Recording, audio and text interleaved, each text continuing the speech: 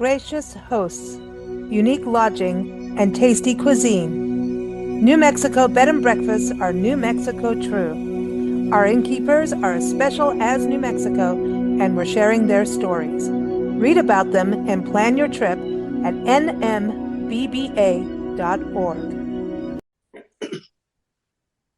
Hey, everybody. We are very excited to go back to Albuquerque, New Mexico. Albuquerque is in the center of the state, the land of the enchantment. And we are going to go back to chat with Margie and Gene.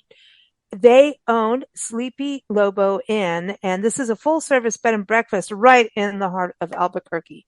And what's interesting is we chat with them about a few months ago, back in fall of 2023, right as they were about to open up their bed and breakfast after renovating this historic home. And now they're open. They're in what's known as the historic Nob Hill. Ooh. So welcome back, Margie. Welcome back, Gene. How are you? We're good. Thank you so much for having us. Correct. Hey, how you doing, Gene? Pretty good, thanks. Hey, that's cool. So how is it? I want to go to you, Gene. That's funny that I just said that because we're in Eugene working right now. As I said that, I was like, that's so weird. How is it now? Like you've done all this renovation work to your bed and breakfast, right?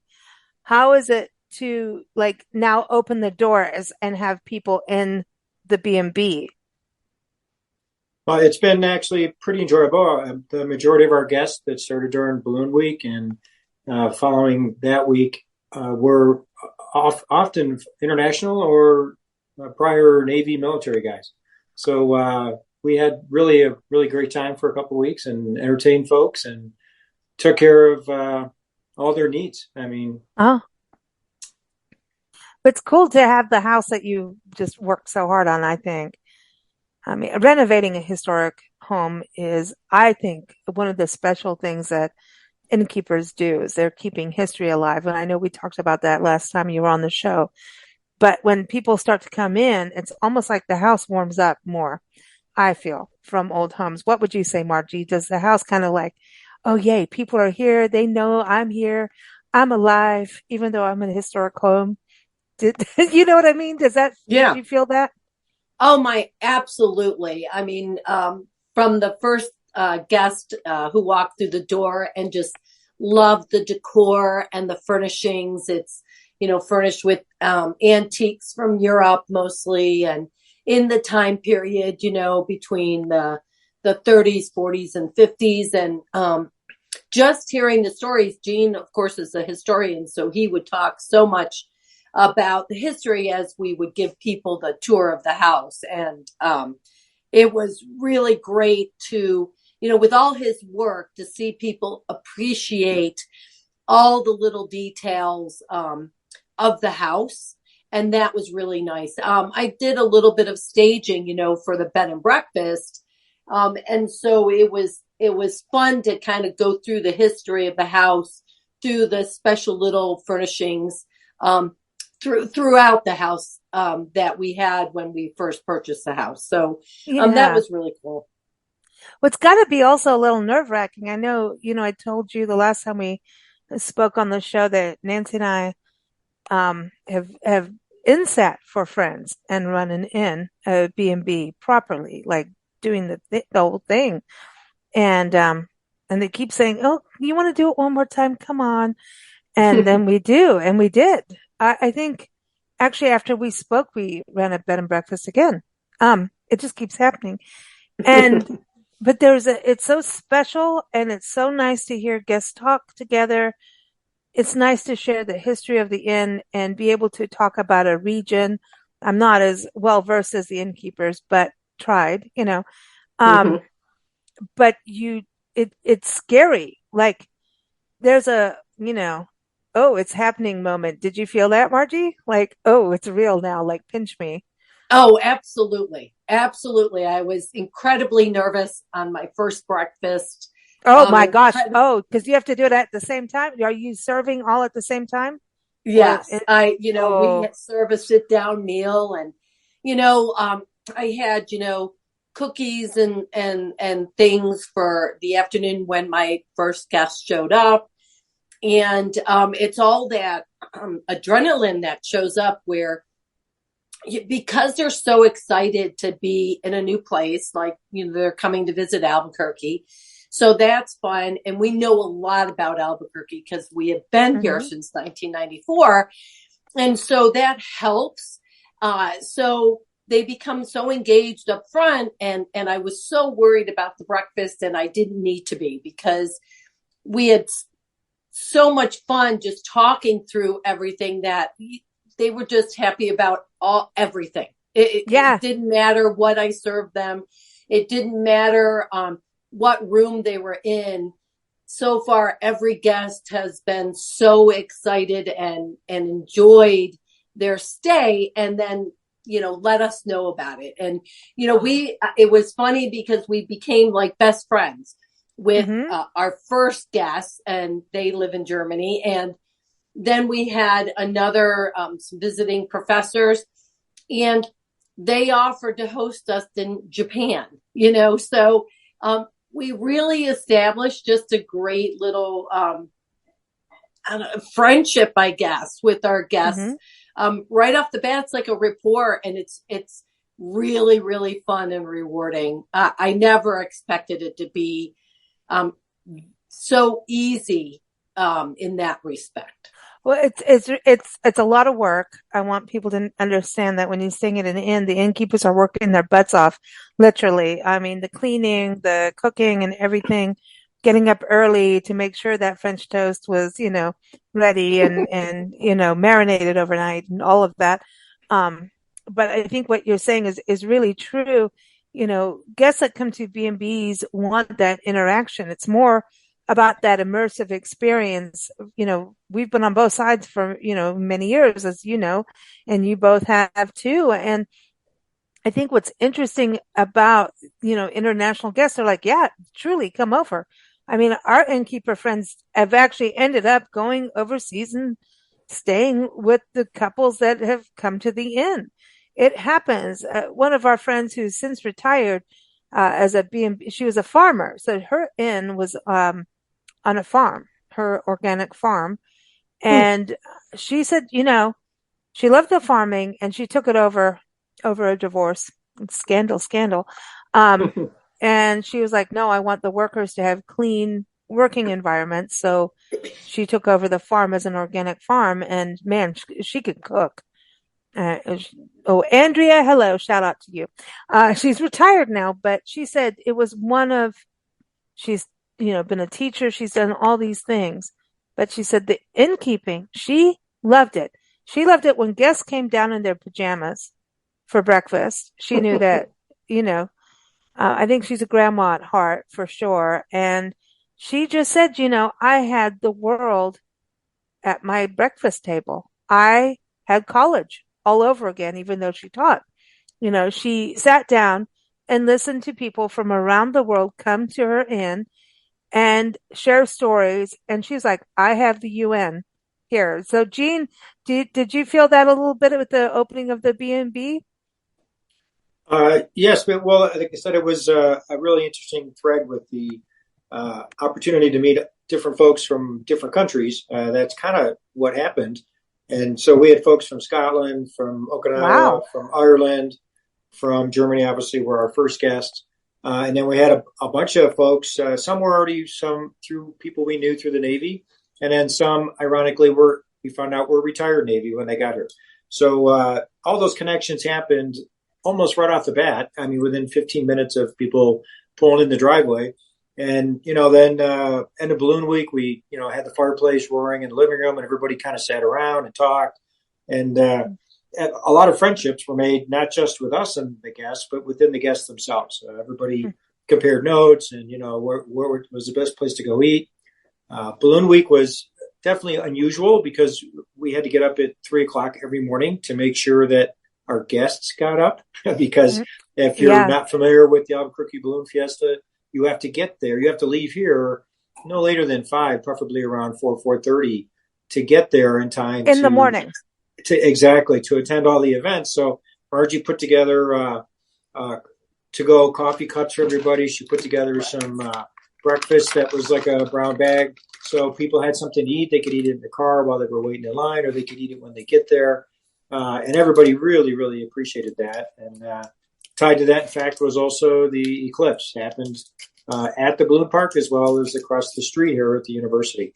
So it was just a really great time to have an opening of a bed and breakfast during the Albuquerque Balloon Fiesta. Yeah, and that eclipse, there's two, and there's one coming up in April, right? I don't know how close you guys are to that. I know it goes through Texas, but you're going to be kind of close then. But it's really interesting. I mean, the Balloon Fiesta, this is an international event, right? So that's part of why you had all these international visitors.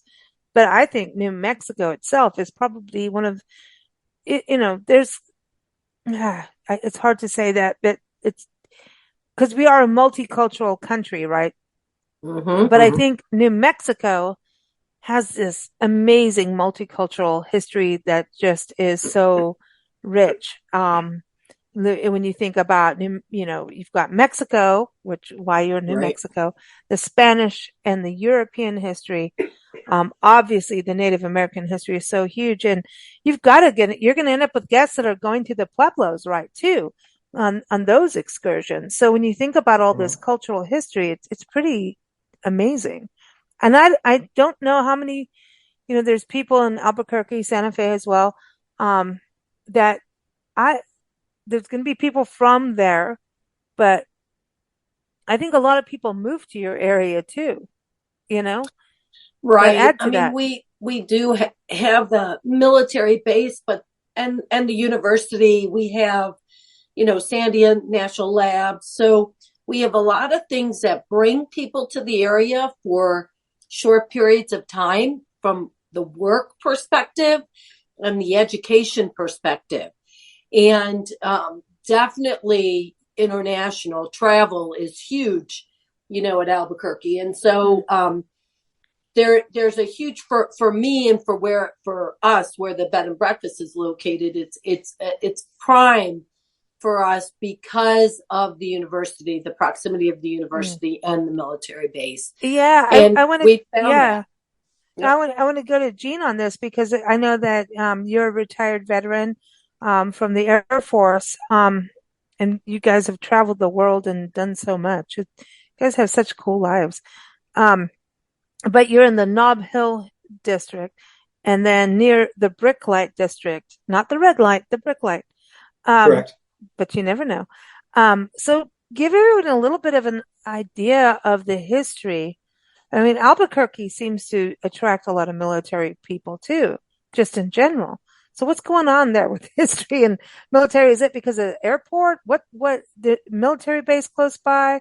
Los Yeah, the Alamos airport. isn't Well, that far? airport the airport is just under 3 miles away from us, and it shares the runway with Kirtland Air Force Base, which Okay. is the training. The flying portion there is the training for Air Force Special Operations. Most of that is done here. Has been for probably almost 30 years now, since the early 90s. And before that, it was mostly air rescue. And coupled with that, on the east side of the base is the Sandia National Labs, where they developed all kinds of things that people are familiar with, as well as a lot of stuff for the Apollo program back in the day. And they have a lot of networking all over the whole base, as well as Air Force Research Lab is here, so they manage all the satellite programs for the Air Force. There's all kinds of stuff here. And that keeps up people coming and going all the time. And then, of course, across the street is the university that has been here since the late 1800s. It has the largest theater for plays and Broadway shows and stuff. Largest one in the state of New Mexico. It's literally within walking distance, about 6 blocks from us. Nob Hill was started in the late 30s, and it's one of the more unique neighborhoods that's still on Route 66, which is going to be celebrating its 100th anniversary in 2026. And we're gearing up all the way throughout the whole city, because we're the largest stretch of Route 66 in a major city that still exists. So there's a lot of that going on as well. Yeah, we talked with Kathy and Steve over at Bodger Mansion, and they have an actual Route 66 room. And you can see Route 66 from there. And I think it's really huge about Route 66 and these historic routes. I mean, they came in, that ties back to military history again, right? Because of Eisenhower during World War II, he was like, okay, sorry, we're going to put Interstate 40 in. Tanks need to be able to roll. And Route 66 kind of got overshadowed, not only by that, but the war itself, right? And so the tourism, even though road tripping was at that heyday, kind of slowed down. And then the resurgence happened. And, Nancy and I covered this at the beginning where Arizona stood up and it was, Seligman stood up and said, no, we want this back. And they needed it as a community. And to see now like New Mexico and Albuquerque and all, I think we've probably driven most of it by now on our tour, as we travel.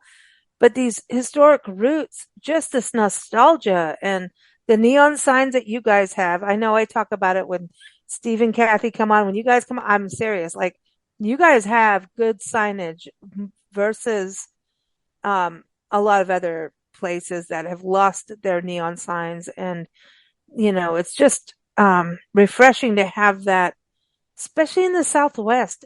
I don't know why it is why do I want the signs in the Southwest more than anywhere? I don't know, but it kind of feels like maybe it's a Hunter Thompson thing. I don't know. What is it?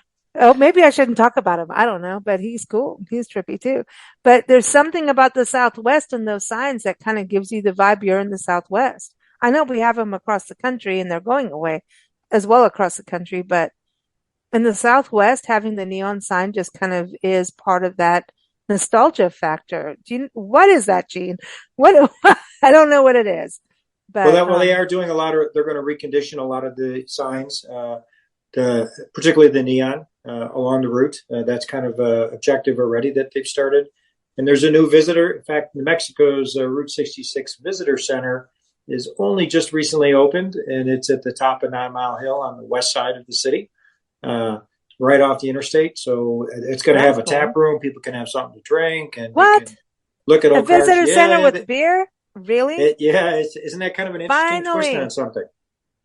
But the Rio Bravo Brewing is going to have a tap room there, and it's completed. Not sure if it's open yet. It wasn't open when we were last there a few months back.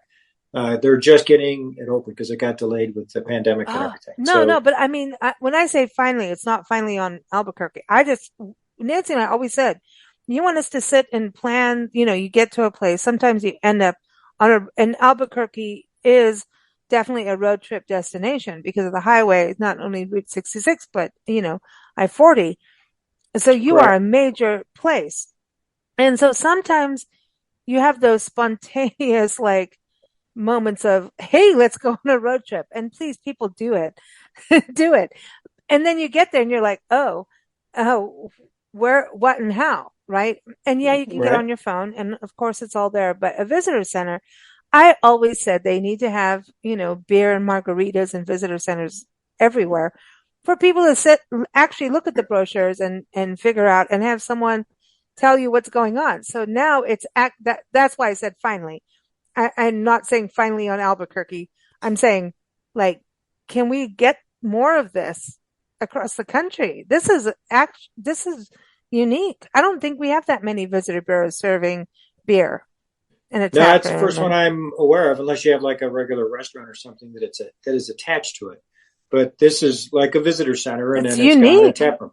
And its location is ideal because it's at the top of 9 Mile Hill. So if you're traveling eastbound, arriving, on Interstate 40, you're roughly 9 miles from the city, I guess you could say. But it sits up on the top of the mesa. So when you stand on the second floor of this thing, you can see the entire city of Albuquerque, the entire San Diego Mountain Range. It's really, really pretty. It's going to have a venue for weddings as well and stuff like that. Oh, no, that's smart. It's kind of a big project. It's been in the mill for 6 or 7 years now, I guess. And they're just completing it up and starting to get, displays and stuff like that, exhibitions and things in there. Wow. Okay, so we're talking about beer and food and everything. Weddings, I know that's a big deal. And there's a lot of elopements and small weddings happening in bed and breakfast. And so I do want to remind everybody, you can go to nmbba.org to look at all these amazing bed and breakfasts across the state. You know, New Mexico, I say the land of enchantment was the best title for it because the state is enchanting. And every time I go through New Mexico, something unique pops up, you know. Sure. The last time we drove through, which wasn't that long ago, actually, we drove from Lubbock up to Oregon, Eugene, where we are. And, it was quite a road trip. There was snow coming. I don't know what to say about weather people and whatever, but, it was interesting. But we did wave at you. We waved at Steve and Kathy, and we waved at both of you, and also ran over and visit Albuquerque. We're waving, and went, "You're getting snow," and I think you got a dusting of snow when we left. We didn't do it. We just Yeah, drove we got by in some time. actually earlier this week, and we're supposed to get some tomorrow and Sunday. And the mountains up north, well, from Santa Fe north, I mean, the Sandias are white, but the ski resort did not open there, and I don't think it will this year. But Santa Fe has got, I think, 18 inches last week, and of course, Taos is open, and down south at Yeah. sorry, I forgot the name. Red River. No, Red River. Red River's open as well. That's the most northern place we have. That's almost to Colorado. Yeah. And the On one the down border. at Rio Doso, they're open as well. So that's the most southern, Wow. I think, ski resort in the country. And Wow. And everything's that's open. something people don't think the Southwest has snow. Oh, yes, it does. The Oh temperatures yeah, do drop. And I remember we drove through Albuquerque, and just as the snow was about to hit, and then got into Gallup, and the Gallup was like, "I'm going to get you too. Keep going," you know, because of our driving across country. And we got into the Sierras and we just bypassed it all, but it was magical. You know, the weather, I think snow, and I love weather. I'm a weather weirdo. And I think, you know, the beauty of going to a bed and breakfast is the B&B knows what's happening. You know, innkeepers know, okay, if you can get here early, we'll make adjustments as best we can. If something's going on weather-wise, at least you can hang out in, you know, the library or the parlor, or depending on, you know, the living room, basically, while a room is being cleaned if you're early. But it's just like really nice if you've been driving through weather hell, because we all are going through that right now as travelers, to get to an inn and know that you're warm and cozy, and that Marjorie's going to give us cookies, right?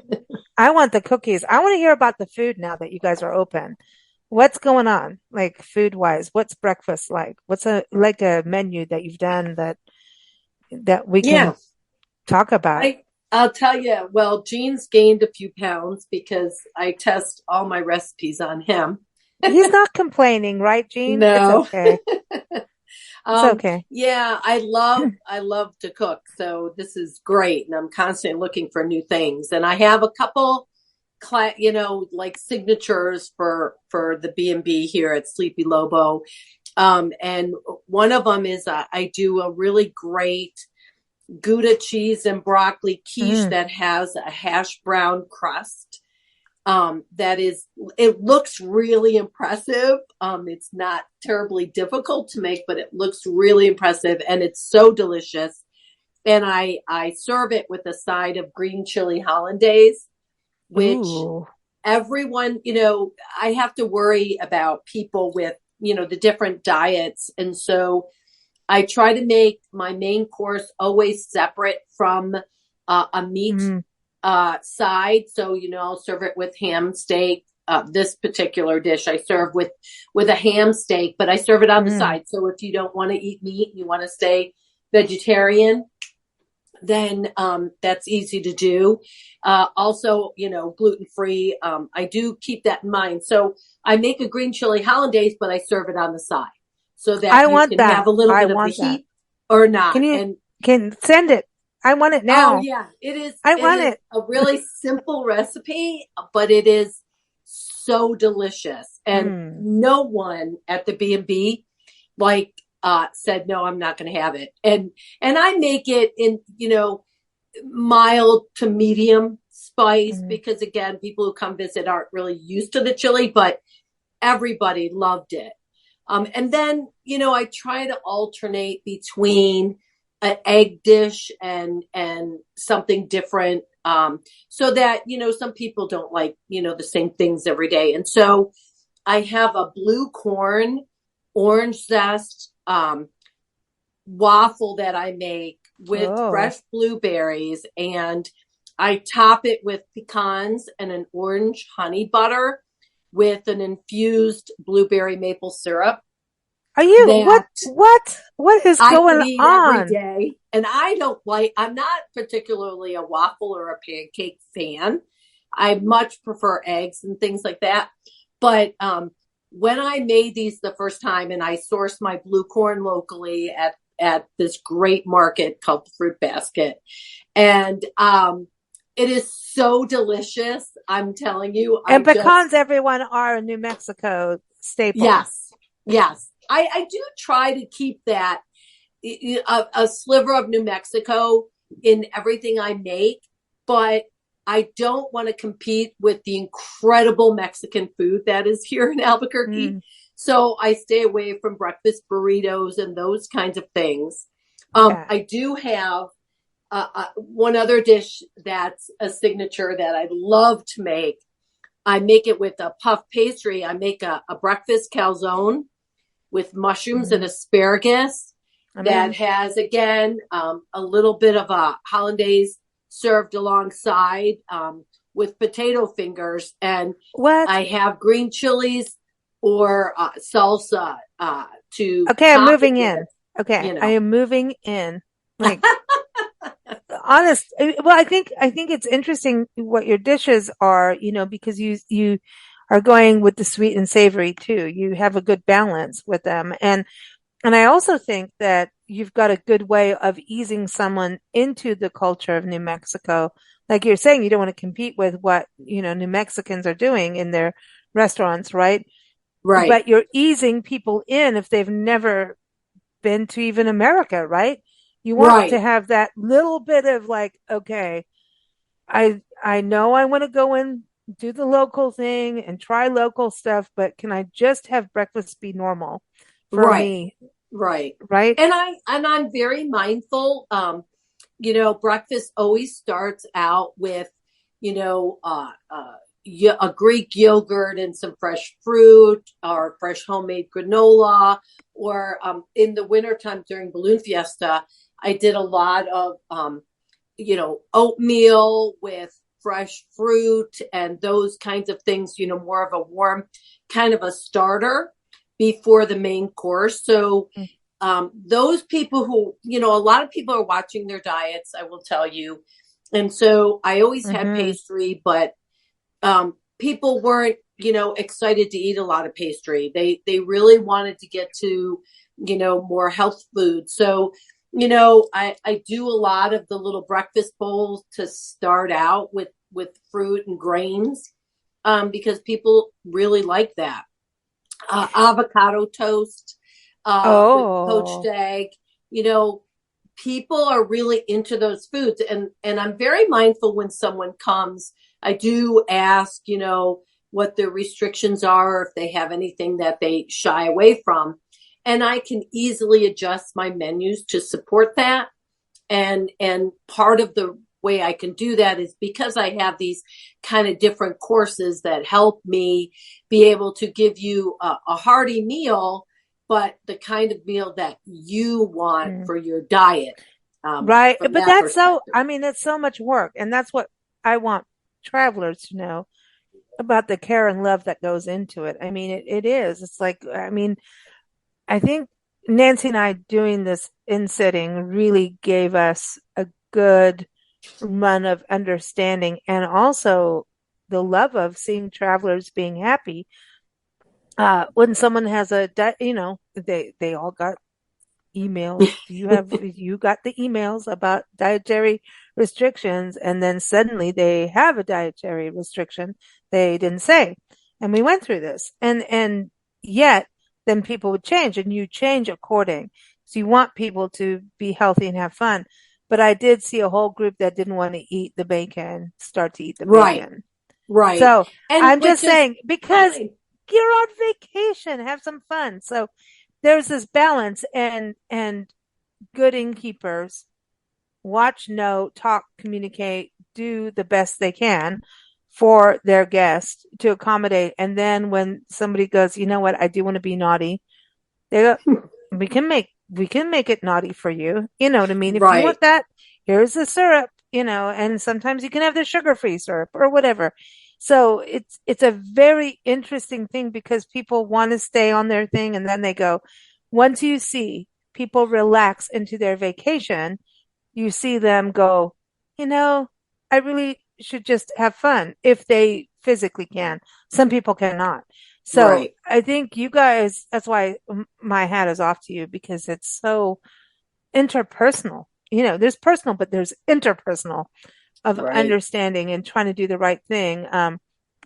I think, And it's a balance. It's a balance. I mean, I've had guests, I had two guests that one was a vegetarian and the other was, the big guy, the meat eater, the hungry man person. And they complemented each other very well because, in that case, I didn't put the meat on the plate. I put it on a side plate, and you know, uh, the gentleman helped himself to as much as he wanted, kind of like a buffet. But I like a served meal, and it just balanced out. And I made her some extra food to go alongside her main course, just to make sure that her tummy was full but that it right. was more in line with her diet. And that's really worked really well. And I have basically probably a 10-day menu where I don't repeat anything, but very Mm, different meals so that if somebody stays for an extended period of time, they do get the ability to taste a lot of different foods with yeah. that local flair that I love to make. And I really enjoy that. So Mm. I look forward to, every day putting something different in front of someone. I want to go to Jean. Jean, I know that you've been doing a lot of tasting. Was anything specific for you on a meal that you go like, I want more? Can these guests come so we can have this on the menu? Actually, one of the best things that Margie's come up with is the blue corn uh, waffles, and she kind of puts with like an orange zest that goes with it, I like and that has that. been that has been really really good. That's been one of the favorite things I think so far, and everybody seems to like that, and then they request it more than once, Well, there's and a technique to zesting too. You can't over zest. You have to, yeah, there's a yeah, no, balance. it just comes out. It just gives it a really good flavor. And then she's also done a really great job with a lot of the baked goods, whether it's the scones or the puff pastries with apricots and just Ooh, all kinds of stuff that it's National everybody's Apricot Day. enjoyed so far. We've I, had no complaints from anybody about any food issues. well, I do believe that, it's National Apricot Day, or maybe it was. I could be wrong. No, we're past Apricot Day. Sorry. But it's in this month. It's Apricot month. January is National Apricot Month. So apricot jam, Nice. apricot preserves, apricot, bring it. I'm in. I want it. I want the apricots. And that's something that is also New Mexico, I believe, apricots. I think there's Yeah. some Oh local. yeah. Apricots and pecans and the particular pastry Jean's talking about, it's a apricot and cheese and almond pastry that is to die Ooh. for, that I have to keep myself away from it because it's so Mm. yummy. Oh, ooh. I'm So in. I always I'm make in extra. because you got that balance of sweet and savory. See, that's the thing. I think does that come from living in Germany that you understand that from there? Because I think Yeah, that's, I yeah. definitely, and the culture now, people are shying away from a lot of sweet. So I Mm-hmm. tend my pastries aren't super sweet. I don't put, tons of sugar glazes on them at all, but I use fresh fruit, like, the apricots or, quality preserves and those kinds of things. Again, with the meats and the vegetables that I use, I try to use fresh and local, and that helps with the flavor. And you don't need to sweeten something when it has a really great, strong flavor. And that's, in addition, we serve Pinon coffee, which is very, New Mexican. And English teas, not New Mexican teas, but British teas, because that's my favorite, but Pinon coffee. And it's proved to be really, exciting for people because they typically would not try that. And, here I'm like, look if you don't like it, you can have something different. And so people are, our guests have been really great in providing me feedback because we are a brand new bed and breakfast. This is all new, and I really need the feedback to know what to improve upon and make sure everyone has a comfortable stay. And they've been great. That's amazing that you're open about that too. In business, people don't want to hear the negative, but you have to. You have to hear the negative, the positive, see what people want so you can cater. Hospitality to me is so huge. You want someone there. There's so much now that is so digital, right, and so not personal in hospitality that I don't feel it's hospitality anymore. And I know there's, I was just doing a show on this, actually recorded earlier today about it, there's all the, what we call OTAs, etc. But I love New Mexico Bed and Breakfast Association because you can go on the site, look at the B&Bs, see who they are, go, oh yeah, this is where I'm going, or this is my style. Maybe you'll go just according to the B&B, to an area accordingly. When you go to nmbba.org, everyone, big shout out, because I think you can go on these big websites and you lose, and everybody has to be part of it. We all know Big Brother and all that stuff, but same as Amazon, right? It's all the same. But when you have an organization like you're part of, and Steve and Kathy, I bring Steve and Kathy from Vodka Mansion. They're in Albuquerque too, and I'm sure you guys are calling each other every time you're booked up and need to send a guest to each other, which is great. And Santa Fe too, because Santa Fe, you've got a lot of B&Bs in Santa Fe, and so referring each other is great. But the website really does give people this way of going, oh, I want to stay there. Now I can click to the website of the bed and breakfast, which is so important because you're actually going to have someone at the end of that email, and you can do your online booking depending on who, what, and where. But even making a phone call, you're going to have someone at the end of the phone that is not in a different place. I'm all for world and globalization of business and everything, but I want someone who knows what the heck I'm talking about, honestly. Right. And New that's Mexico huge. Bed and Breakfast absolutely is there for you. We are very lucky to host the association at our B&B because we were new at our annual meeting, and it was amazing. All the innkeepers in the state of New Mexico they each have their own special thing that they bring to their guests. And we did a lot of sharing and discussions about how to improve the guest experience from the bed and breakfast perspective. So that organization has been instrumental to us with the Sleepy Lobo to help us make sure we're providing the best stay possible. That's awesome. And you guys do work together. I know that because you can't, it's independence, helping each other. And as a traveler, I prefer that.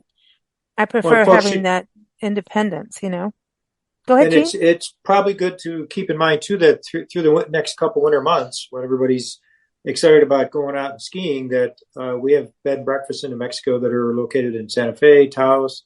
Chama's pretty close to Durango. So you can pretty much access all the ski resorts north of Albuquerque via bed and breakfast. Yeah, we've stayed at one like Dreamcatcher. We stayed there in Taos. Mhm. And then we actually were there. I think it was the same trip we went and stayed at Bodker. We went to Bodker and then we went up to Taos, stayed there and at Dreamcatcher and just, it was, end of winter. So skiing was just over, but there was still tons of snow. And, Nancy made me go on a road that the innkeepers told us not to go on. And Oh, I'm just telling you, the car is still being worked on to this day. Thank you, Nancy. Listen to your innkeepers, people. They know the terrain. You guys know All about the Right. Albuquerque. back You've been there roads. for years, right? You right. know the terrain. And when the innkeepers say, no, this is where you should go when you want to do something, you must listen to the innkeepers because I'm just saying, don't end up on these roads in a place going, oh, we could just cross over here. No, go to the innkeepers. You guys are like visitor bureaus. And every time we do visitor bureau association shows, like visitor bureaus come on, I'm like, okay, I know about the resorts and the hotels, but can we talk about the bed and breakfast? Because I think it's very important. And one the other day just said, different state, and finally said, bed and breakfasts are like their own visitor bureau. And I'm like, yes, we finally won.